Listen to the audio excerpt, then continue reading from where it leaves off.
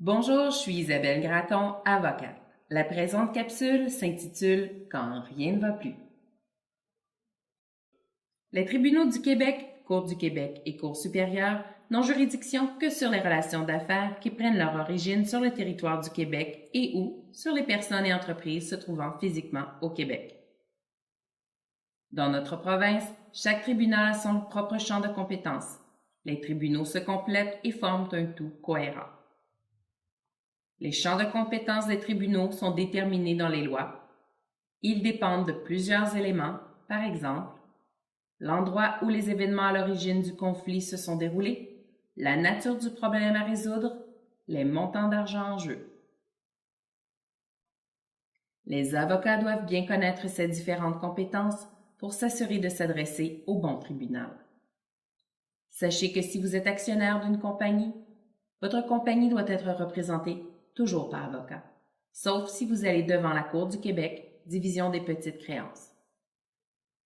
Cependant, le montant litige ne doit pas excéder le plafond autorisé par cette division, et si vous êtes poursuivant, vous devez avoir moins de 5 employés. Dans l'éventualité d'un litige entre votre co-contractant et vous, plusieurs recours s'offrent à vous et dépendent, dans la majeure partie des cas, des clauses apparaissant au contrat ou à la loi elle-même.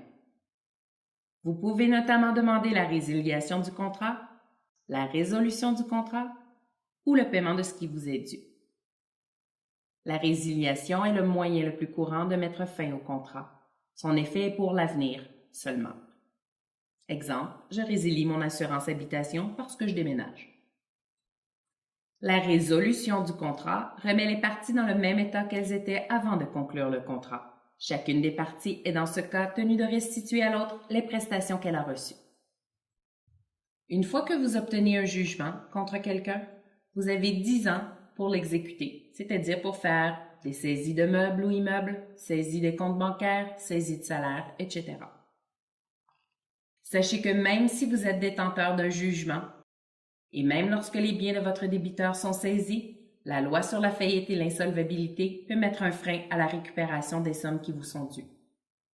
Ce processus peut modifier le montant qui vous est dû, échelonner les versements exigés du débiteur ou simplement rendre complètement irrécupérable quelque somme que ce soit pour votre bénéfice. Il est cependant possible, sous certaines conditions, de récupérer les biens vendus à un failli dans un délai de 30 jours depuis leur livraison. Il y a certaines catégories de dettes qui ne sont jamais libérées par une faillite. Amendes criminelles et pénales, exemple contravention de la route, sommes obtenues par vol, recel ou fraude, ou les pensions alimentaires. Il existe 3 sortes de créanciers en vertu de la loi sur la faillite et l'insolvabilité. Les créanciers garantis, c'est-à-dire hypothèque, réserve de propriété jusqu'à parfait paiement par exemple, les créanciers privilégiés, exemple, salaire des 6 derniers mois pour les employés jusqu'à un maximum de 2 000 $, frais funéraires et taxes municipales, etc. Les créanciers ordinaires, ceux qui détiennent toute autre créance. Les remboursements seront effectués au prorata de toutes les créances ordinaires après paiement complet des créances garanties et privilégiées. En terminant, sachez qu'il est possible d'enregistrer une conversation dont vous faites partie et de s'en servir en preuve devant les tribunaux, dans la mesure où vous êtes capable de faire la preuve que l'enregistrement est complet et qu'il n'a pas été altéré ni modifié. Cela s'applique également aux photographies et aux vidéos. J'espère que ces quelques informations auront su vous renseigner. Pour conclure, je tiens à vous rappeler de consulter des professionnels pour bien vous guider.